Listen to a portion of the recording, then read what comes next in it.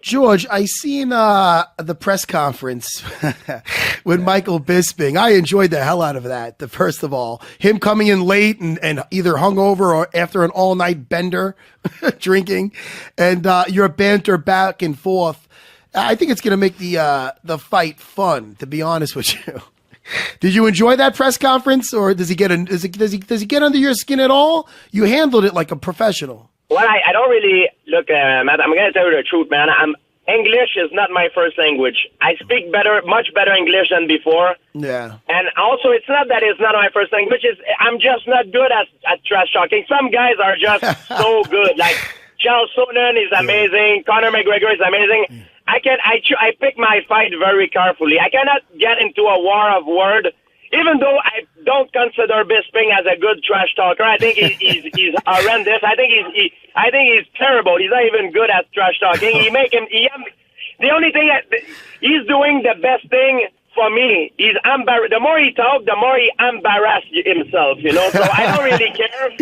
But some guys I like, for example, like Conor McGregor or Charles Sonnen, I would never be able to get into a war of word with them because they're just so good. But Michael Bisping, he thinks he's good, but he's terrible. Everything he says doesn't make sense. And the more he opens his mouth, the more he embarrasses himself. So for me, it's a good thing. That's so good. Well, that was a pretty good response. That's so great. That's so great. And George, you mentioned three weights. Now, obviously, middleweight, welterweight. What was the other way? Were you thinking of going lightweight or 155? Yeah, I couldn't make it. I couldn't make it to lightweight. My coach Ferraz told me a long time ago. He said, "Why don't you fight lightweight? Why don't you fight lightweight? Why don't you fight lightweight?" He keep bugging me, telling me that I should fight lightweight if I want to make a super fight. I said, I never tried it, but I'm pretty sure it would be easy to do because a lot of the lightweight guys are my size, when they off season. George, one of the things that stood out, and I think it's an unfair criticism of you, and Bisping said it the other day, some other guys said it, and they say, "Oh, George, you're a great athlete, but you're not a fighter. That's the difference. You're not a fighter." I think that's very unfair. Now, let me tell you something. I seen fights. First of all, I could name your fight with BJ Penn where he got you bloodied up and you came back to win the next 2 rounds. Your fight with Carlos Condit when he kicked you in the head and you had to survive that and come back. Your fight versus what's the other one I'm thinking of? Matt Serra? No. Well, yeah. When you kicked my ass. No, it's not that.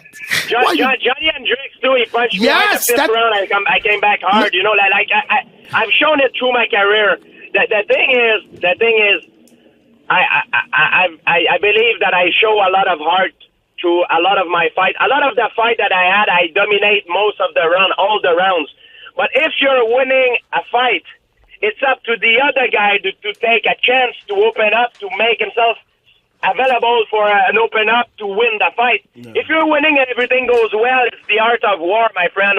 If everything goes well, you keep doing what you're doing. If you're winning that fight, in America, sometimes we don't understand that because in our culture, a lot of guys they go see a bloodbath or a slugfest. But if you go in Asia, they understand that very well. It's the principle of the art of war. You know what I mean? If I'm losing a fight, if the fight is tight, I need to open up. I'm gonna have to take risk, and I need to open up, and I'm aware of it. But a lot of the guys that I fought, I would say I beat them mentally before that I beat them physically in a fight. So they accept the defeated even before the end of the fight. So that's why the fight, I got a lot of criticism being boring because the guy they didn't open up to me, and I was just winning. If I'm winning a fight and everything goes well, it's up to my opponent if he's losing to open up and create opportunity. Me, if I'm winning, I'm just going to keep doing what I'm doing. I'm winning. You know what I mean? I'm doing very well. You know what I mean? That's the real strategy of fighting. You know what I mean? Yeah, well, and if you don't do it that way, most of guys that don't do it this way, they have a very short career and their health is not very good at the end of their career. Well, I think that has to do with a lot of your success. I mean, again, I said it before with John Danaher saying, he says it, George is a master of the shoot box. That's what he says. I call it, when I used to spar, I used to call it feet to floor. But from closing, you have a very good, and I felt it firsthand, especially in our second fight, you have a very good sense of closing that distance, and your timing on your takedowns is just uncanny. It's just so on point. Like, for instance, when we were fighting our second fight, and you have a very good jab. You were jabbing me in my head. There's times in sparring when I let guys jab my head and I wait like it's bothering me, and then I get close and I fire off a right hand. When you're jabbing me in my head, I remember being like, all right, keep doing it. I'm going to get you. And then I threw the right hand and you shot exactly when I tried to hit you. And I was just like, ah, shit. Well, Matt, the main reason is that happened is because you knocked me out in the first fight, so I knew your right hand was very dangerous, so I was aware of it. Well, I'll tell you, George. I mean, people, they bring up the first fight a lot, but, hey, listen, as far as I'm concerned, we have a clean slate because you got me back in Canada, my friend, and you were on point in that second fight. And at my very best, I feel in that fight, I might have went the distance, but I feel like you were just so on point. You outfought me, and you were phenomenal in Canada, buddy. But thank you. We both have our day. We both have our days. We have. That's right. We have a clean slate now. We both had good days in there with each other. Yes, exactly. And George, have you seen Hendricks move up to 185? And what did you think of him against Hector Lombard? How good did he look at 185? He looked very comfortable. I think he's comfortable, but I believe the best Johnny Hendricks that I've seen is gone. When he fought John Fitch, Martin Kaufman, Carlos Condit, when he fought me, I think this Johnny Hendricks is gone. I didn't feel the same pop, the same explosiveness, the same... maybe he's going to prove it wrong at 185, maybe, but I feel he's not the same anymore.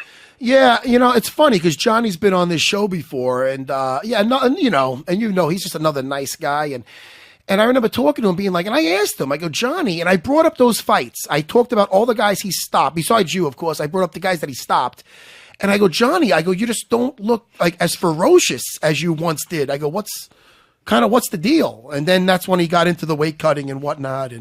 But he did look, even though he wasn't that as ferocious as he's been when he fought you and those other fights, he did look the best he's been looking lately. You know what I mean? He looked really good at 185, better than he has in the last three fights. That's what I would say. Yeah, it's true. I agree. I guess we'll see what's going to happen next for him. If he bounces back like he was before, I believe he has the tools to go back to title contention for 185, Did Michael Bisping winning the middleweight championship, because it's an amazing story of how he got the belt, and nobody saw this coming. Did that kind of inspire you to come back and say, I think, was he 37 when he won the belt? I mean, did that kind of make you think, hey, man, there is room for me to come back? As much as an idiot when he's trying to trash talk me, he is, I admire him as an athlete. What he did, it was incredible, guys. He's 37, I believe. He took the fight on a short notice. Like some guy didn't want to take the fight. This guy got balls. I'm gonna tell you the truth. He did not rob the title. He won it and he deserved it. He's been very outspoken against performance-enhancing drug. Yep. He's one of the guy, I believe, from what I've heard. He didn't make a lot of money as much as he should have made, and as an inspiration as an athlete he is, for me, I saw it a great opportunity to come back and fight him. And you've been open in the past about ring rust and your thoughts. How do you feel after 3.5 years? How do you kind of combat that? Well, it's not like I've been sitting on the couch for the last three and a half right. years. I enjoy my life. I did some other things. I love paleontology, dinosaurs. So I had a chance to travel the world, go on site, things like that. But I always stay in shape, always train.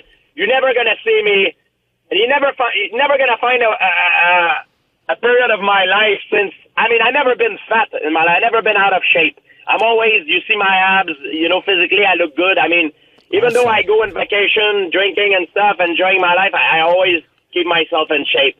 There's a line that I never cross. Me too, George. No, actually, no, I can't. What are you laughing at, George? I'm only kidding. That's great. Yo, George, you're a big movie buff. I saw Logan. I saw Logan over the weekend. Last night. How great was that? Amazing. Did you see Logan? I did not. I plan on seeing it tonight. Yo, do you really? Because you're a movie guy. You're into that stuff, no? I love the Marvels, too. They're awesome. Is that just because my favorite was Doctor Strange so far. It was amazing. Wait a second. What about Winter Soldier? You were in Winter Soldier. You fought Captain America. Winter Soldier was good. Winter Soldier was all right, but I like Doctor Strange. To me, was the best Marvel movie they did. I mean, it was really good.